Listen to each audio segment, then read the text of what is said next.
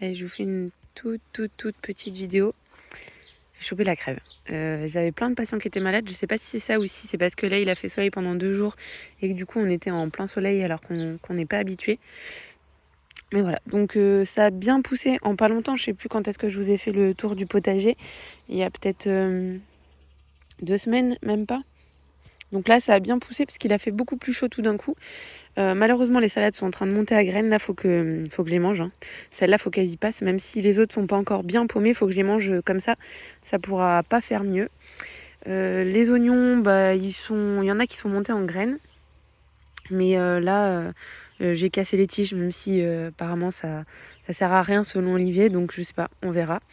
Là, les haricots, ils sont tous bien sortis, c'est bien.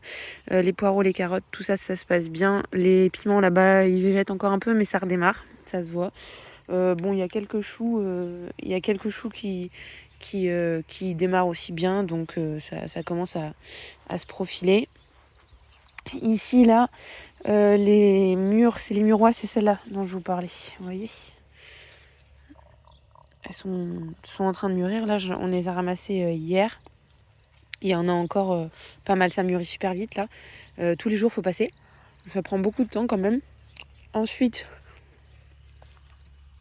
ici, les petits kiwis ils se forment. J'espère que ça va pas tomber, je les ai pollinisés à la main. Les petits pois, ils sont un peu malades et j'ai ramassé un grand saladier hier. Ensuite, là, ça pousse aussi. Ces salades-là, je pense que c'est pareil, elles vont vite monter à graines. J'ai ramassé toute l'ail. J'essaierai de vous mettre en vidéo à part parce que je voulais vraiment faire que la vidéo sur l'ail. Là aujourd'hui je vous montre juste ce qu'on a fait, ce qu'on a avancé. Donc j'ai enlevé l'ail d'ici. Donc il reste des carottes qui s'étaient semées toutes seules. Et ici j'ai un petit peu désherbé, j'ai pas fini. Parce qu'il y avait un petit peu d'herbe qui... ça c'est par contre c'était des carottes que j'avais semées mais le semis n'avait pas marché. Donc j'avais replanté derrière des oignons. Sauf que avec les pluies, le semis a marché. Donc c'était un mauvais arrosage de ma part. Et puis il y avait une taupe aussi qui avait tout gratté. Donc voilà. Donc là, ça pousse. Ici, ça pousse pas. Les melons et tout sont très en retard. Mais bon, c'est comme ça. Allez, ensuite on va aller aux patates vite fait. Donc je vous ai montré dans le short. J'ai trouvé 3 dorifores en tout. Donc dans le short j'ai trouvé le premier et ensuite 3 dorifores. Je les ai écrasés. Voilà, si vous surveillez vraiment bien dès le départ, normalement vous vous ferez pas avoir. Donc là les maïs poussent bien, les courges ça commence, les tomates aussi. Il faut que je câble là pour pouvoir les attacher parce que là elles sont parties là et sinon ça va choper le mildiou. Pour l'instant pas d'attaque de mildiou étonnamment. Je ne sais pas pourquoi. Peut-être parce qu'il a fait vraiment trop froid. Et là, les pommes de terre, idéalement, il faudrait que je rebute un peu. Mais le problème, c'est que comme j'ai serré les rangs, là, j'ai du mal à passer. J'avais serré les rangs pour limiter l'enherbement. Vous voyez que ici, où j'ai oublié de buter, ici, en fait. J'ai sauté, je sais pas pourquoi. Donc, vous voyez l'herbe. Donc ça, c'est une fois que j'avais buté. Et là, c'est sans butage. L'herbe, elle a pris son essor. Et maintenant, je pense que c'est trop tard. Donc, je sais pas comment je me débrouillerai. Mais sinon, les patates, elles ont quand même bien poussé. Voilà, et il n'y a pas d'attaque pour l'instant de mildiou. On a mis cet après-midi les moutons à l'autre parc. Je vous en reparlerai peut-être. Parce que là, il commence à plus y avoir d'herbe. Donc les chèvres, elles vont dans le verger, mais on les laisse pas toute la journée parce que elles ont trouvé la combine maintenant pour s'échapper. Et comme c'est pas chez moi, je veux pas faire de modification de leur portail, etc. Donc voilà, on les laisse là le soir ou quand on travaille. On ira peut-être au poussin tout à l'heure, on a déplacé le truc. Au niveau fruits rouges, ça marche très bien en ce moment. Beaucoup de framboises, mais le problème c'est que ça me prend beaucoup de temps pour tout ramasser. Là maintenant, je vais vite fait vous emmener pour vous montrer ce qu'on a fait à la mare au canard, parce que là on a terminé toutes les pierres. Donc voilà, on y va. En même temps, on va passer par les petits fruits comme ça, vous verrez ce qu'il y a. Il y a tout qui est en train de bien se préparer, hein, que ce soit groseille, mûres, framboises, tout ça quoi. Petite cerise, ça c'est un très tardif. Ici, j'ai encore des pommes de terre. Mais là, j'ai rien fait. J'ai pas buté, j'ai rien fait. C'était un excédent. C'est les Sephora encore qui avaient en trop. Et donc, j'ai tout mis là. J'ai pas trouvé de dorifort ici. Mais je guette. Je surveille. Voilà. En tout cas, on a encore la patate ici. Il y a les topinambours qui commencent à sortir. Voilà. Les framboises, c'est là. Attendez, je vous mets en 0,5. On rend mieux compte du décor. Là, faut que je passe ce soir si j'ai encore un peu de temps. Il y a des framboises. J'ai vu qu'il y avait encore quelques... Ouais. Il y a encore quelques fraises. Ouais, vous voyez, là, ça commence déjà à se faire ronger par des trucs, quoi. Faut vraiment passer tout le temps, quoi. Ça, c'est quelque chose, hein. En ce moment, ça se fait pas mal grignoter. J'avais pas ce problème les autres années. Cassis, toutes les framboises, là. Je sais pas si vous vous rendez compte de tout ce qu'il y a. Ça représente beaucoup de temps quand même, hein. On ne se rend pas toujours compte. Mais c'est beaucoup de temps pour ramasser tout ça.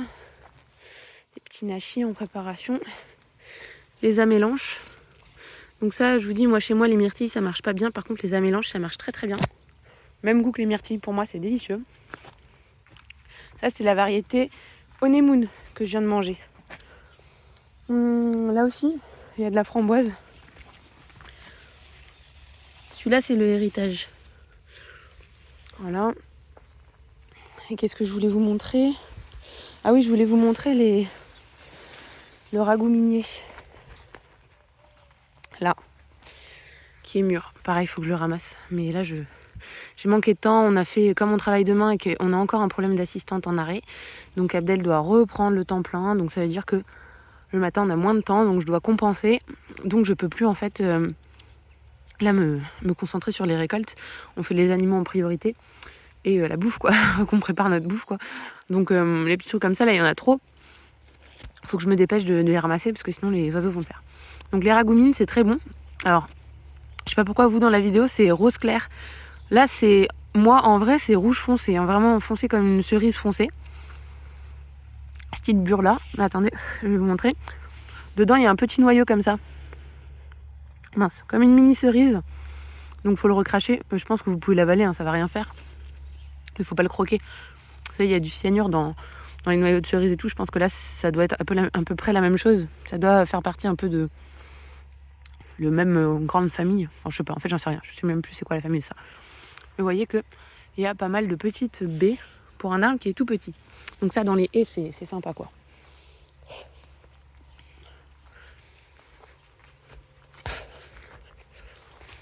Voilà.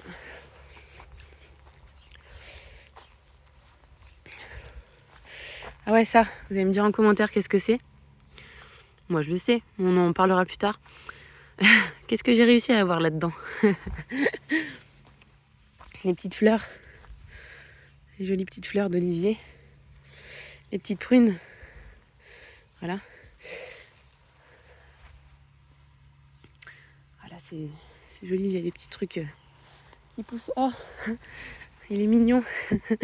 Abdel, il m'a fait ma petite tisane parce que je suis vraiment là, je suis fatiguée. C'est rare que j'ai le vrai rhume, quoi. Et là, ça... Attendez, je vous remets en 1. Hop, là, je souffre. Donc, il m'a préparé ma petite tisane et il a vu que je filmais. Du coup, il s'est éclipsé. Il est mignon. Voilà. Alors là, les petits canards... Non, on va commencer par la mare. Non, après, je vous montrerai à la fin. Petit canard. Maintenant, c'est fini, vous avez vu. Toutes les pierres sont mises. Alors, si on trouve d'autres pierres plates et plus grosses, on les mettra là pour cacher la bâche.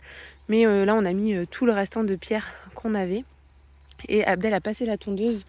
Attendez, je me recule dedans pour que ça fasse un petit peu plus propre. Voilà, comme ça, tout est bien coupé. Là, les canards, ils sont tout le temps dans la mare. Franchement, si vous avez des canards, sauf coureurs indiens, peuvent se contenter d'une grande bassine d'eau type bac à sable d'enfant. Mais les canards comme ça, là, ils aiment trop l'eau. Ils sont tout le temps à se baigner. C'est très important pour leur plumage. Vous voyez, là-bas, la femelle elle est en train de faire son petit plumage. C'est important pour eux. Donc vraiment, si vous pouvez, faites-le, quoi. Puis là, nous, c'est tellement pratique d'avoir l'eau à peu près courante. Enfin, bien que là, la source, elle coule un peu de moins en moins. Donc ici, on a fait notre trop-plein. Alors pareil, attendez. Hop, pas bouger. Donc, là, je vous montre ce que j'ai fait. J'ai mis des petites pierres sur le côté, là, style un mini muret. Mais et pour l'instant, rien n'est scellé. Parce que j'attends de voir si c'est fonctionné. Vous voyez, là, il y a 2-3 feuilles qui sont passées. Mais en fait, ici, là, c'est un tuyau, c'est un passe-bâche qui passe ici. Et donc, ça joue le rôle du trop-plein. Donc, quand il y a trop d'eau, quand la source, elle arrive ou quand il pleut, eh bien, ça passe par là et ça va directement au canard. J'ai été obligée de mettre une petite protection. Attendez, je vous passe dedans. Ça, c'est le repli. Mais dessous, vous voyez, là-bas, il y a une grille. Et cette grille, c'est pour retenir toutes les petites feuilles qui sont là, parce que ça tombe tout le temps. Donc j'ai mis ça, et par-dessus, il y a cette pierre, juste pour pas que ça tombe dedans. Voilà. Tac. Pour protéger. Donc dites-moi si vous avez une meilleure idée que cette façon de faire. Au terrain des vaches, j'ai mis un tube PVC de diamètre 80. Donc j'ai pas ce problème parce que les petites feuilles ne passent, quoi, il n'y a pas de problème. Mais par contre, là ça se bouche, c'est un tuyau tout petit comme ça, vous voyez. Donc ça va pas. Donc je suis obligée de faire ça, mais je pense que là je serai souvent obligée de venir nettoyer devant la grille. Donc dites-moi si vous avez des idées. Ensuite, les gouttières, vous voyez, on a mis un tuyau de 80, par contre ce coup-ci, là-bas, qui se voit pas trop, mais je l'ai laissé apparent pour qu'on puisse vérifier tout le temps à l'œil nu si ça coule bien et s'il n'y a rien qui obstrue. Donc ça, c'est les gouttières. Ça, c'est pour qu'en fait, si jamais la source se tarit, puisque c'est ce qui risque d'arriver en général au mois d'août, elle se tarit, eh bien, il y ait quand même un renouvellement de l'eau des canards via l'eau des gouttières. Un coup d'orage et hop, c'est renouvelé, ce qui nous évite en fait d'avoir à mettre de l'eau aux canards. Voilà. Alors, je vais essayer de ne pas vous filmer la voiture, parce que la remorque est juste à côté, parce qu'on a taillé... vous voyez, on a taillé le buis là en nuage. On a un peu nettoyé le parterre. Ah oui, il faut que je vous montre aussi. J'ai des petits pluots. C'est un croisement entre une prune et un abricot. Et c'est des très grosses prunes, vous voyez. Et c'est en train de mûrir. Il n'y en a pas beaucoup, c'est sa première année. Mais quand même, quoi. Voilà. Ensuite, ici, donc, la source, elle arrive là, dans ce bac. Et donc notre gouttière, là on a fait une tranchée avec Abdel. On a mis un autre tuyau. Attendez, je vous repose encore. Hop. Et là on a mis un regard. Parce qu'il y a un coude et je me suis dit, si jamais ça se bouche, on va s'embêter encore. Donc comme il y avait un virage, on va dire, à 90 degrés, on a mis tout simplement un regard. Honnêtement, je pensais pas que ça coûtait si peu cher. Je sais plus combien on l'a payé, genre 14 €, truc comme ça. Je m'attendais à beaucoup plus, donc franchement, pour 14 €, pour pas s'embêter et pouvoir avoir un accès à la tuyauterie simple, je trouve que c'est pas mal. Donc n'hésitez pas, quand vous avez des zones qui risquent de se boucher avec quelque chose, de mettre ça. Et il faut que je mette des protections. Là, sur Discord, ils m'ont montré des modèles de protection au départ de la gouttière pour bloquer. Mais après, le problème, c'est que je me dis, en hauteur, c'est pas bien plus facile. Je préfère que ça se bloque en bas plutôt que ça soit bloqué super haut. Voilà. Donc toutes les gouttières de la façade nord arrivent ici et donc se jetteront dans la mare. Voilà. Allez, on va peut-être... Attendez, je vous reprends ma petite tisane. Est-ce que vous voulez aller voir les poussins avant de vous dire bye bye? Allez, vous pouvez couper là. Ah, c'est trop beau là. Vous pouvez couper là si vous en avez rien à faire. Là, on va voir les petits poussins. Attendez, je bois un coup pour que je continue de parler. C'est juste, en fait, c'est juste de l'eau avec du miel, de l'eau chaude. Alors oui, me dites pas, faut pas chauffer le miel, etc. Moi, je prends du miel, c'est mon sucrant pour tout, hein, toutes les tisanes. Donc voilà, ça remplace le sucre. Tant pis si ça enlève des propriétés. Hein, j'en prends aussi comme ça du miel pur, cru, on va dire. Donc c'est pas les propriétés que je recherche, c'est vraiment avoir un truc réconfortant là qui me fait du bien à la gorge. Alors, attendez. Là, ce qu'on a coupé et ce qu'on a débroussaillé, on leur a mis là. Comme ça, ils mangent les branches. Et après, il reste un tout petit bâton, tout petit. Alors, c'est vraiment pas facile à une main, avec une main qui tient la tasse. Je vais me prendre le jus. Hop. Ah, Maïka. Si ça coupe, c'est que j'ai plus de place. Donc, tant pis, vous n'aurez pas la suite. Mais peut-être que ça coupera pas. Là, vous avez vu, j'ai coupé toutes les orties pendant qu'Abdel y tondait. Donc, ça fait plus propre. Les chèvres, elles les ont quand même un peu mangé, les orties, mais pas tout. Et puis, de toute façon, là, c'est en train de monter en graines. Donc, ça sert à rien de les laisser parce qu'après, ça sèche. Je préfère couper là. Et ensuite, comme ça repousse tout vert. Et j'en aurai pour après, là. Si jamais il y a une canicule, mais franchement, ça m'étonnerait. Ça m'étonnerait fortement. Vous avez vu, les loulous, on les a encore déplacés. Ça fait que 2 jours qu'on les a déplacés. Et ils ont déjà tout ratiboisé, quoi. Alors ça, c'était les jours d'avant. On l'avait laissé un peu plus longtemps, vu que j'étais en formation à Bordeaux. Et là, ils ont déjà bien tassé quand même. On voit, enfin non, vous vous rendez moins compte. Moi, je vois que à gauche, là, c'est beaucoup plus foncé que là. Non, vous, à la caméra, ça ressort pas.